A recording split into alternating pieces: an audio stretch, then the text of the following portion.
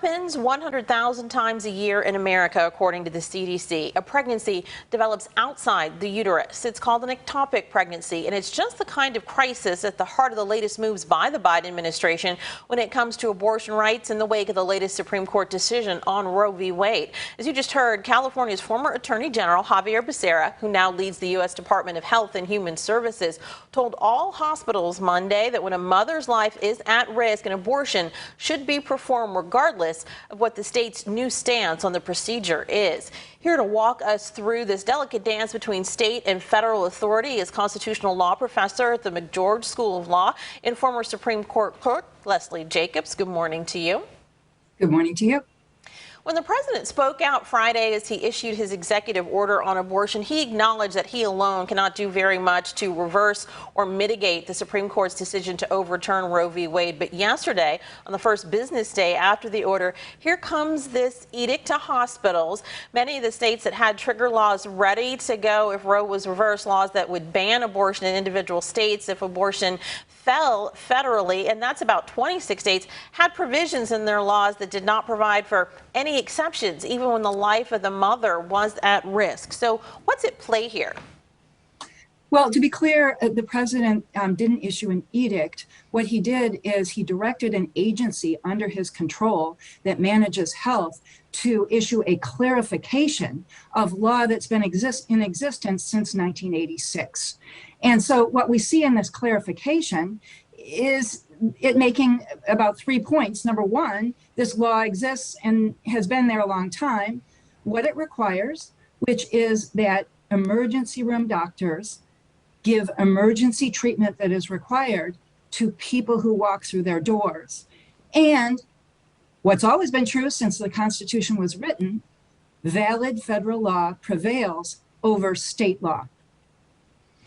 Now, if the Supreme Court decision that just happened is about kicking this all back to state control, how can the Biden administration say what it did? I know this is a reminder, as we talked about, with HHS being in charge of reminding hospitals of this, but it seems like state control was what the Supreme Court was really emphasizing with their latest ruling on Roe.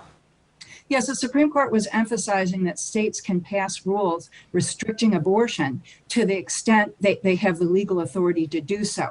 But to the extent that the federal government has the legal authority to make rules that incidentally have to do with abortion, which is what's going on here, then federal law controls.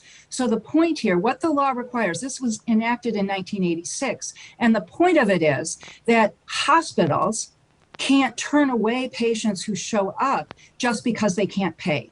Hospitals with emergency rooms must A, screen the patients for an emergency condition, and if the hospitals find them, then B, they must give that patient the treatment the patient needs to become stabilized. So if it incidentally is within the doctor's medical judgment that abortion is required to stop that emergency, then that's what federal law has required since 1986. This order simply makes that clear.